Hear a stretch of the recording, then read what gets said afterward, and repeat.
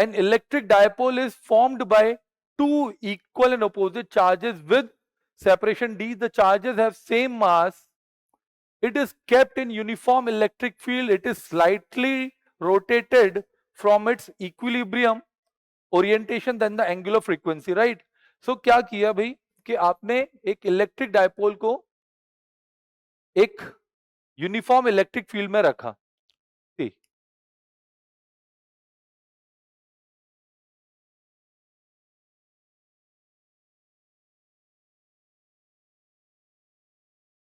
आपने इस electric dipole को यहां रखा और ये क्योंकि ये most stable zero minimum potential energy में अभी, अब अगर मैं इसको स्लाइटली ऊपर की तरफ डिस्टर्ब कर देता हूं से बाय थीटा एंगल, अब उसकी टेंडेंसी क्या होगी to get back to the line direction, यानी कि इनिशियली जो पोटेंशियल एनर्जी मिनिमम पार्ट था उसी में आएगा।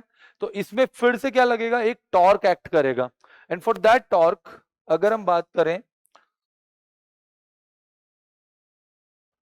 Torque will be equal to your minus PE theta cos theta, छोटा है इसलिए हम लोग वहां पे क्या कर रहे हैं साइन थीटा है इसलिए थीटा हम लोग यहां लिख सकते हैं।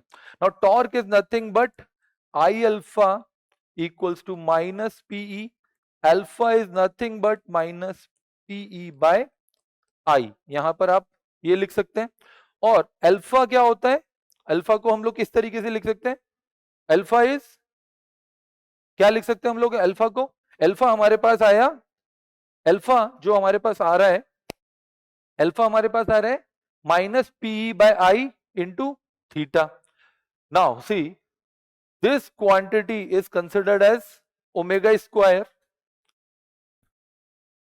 तो omega square is nothing but P by I, so omega comes out to be your PE by I. Now omega P is nothing but कितना है, ये चार्ज कितना है, पी को क्या लिख सकते हैं हम लोग Q D into E by I.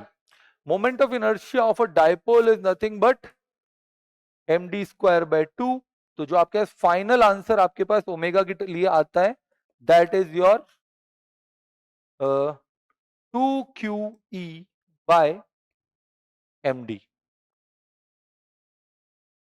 2QE by 2QE by M D. So option number A हमारे लिए सही हो जाता है। This was your question number 18।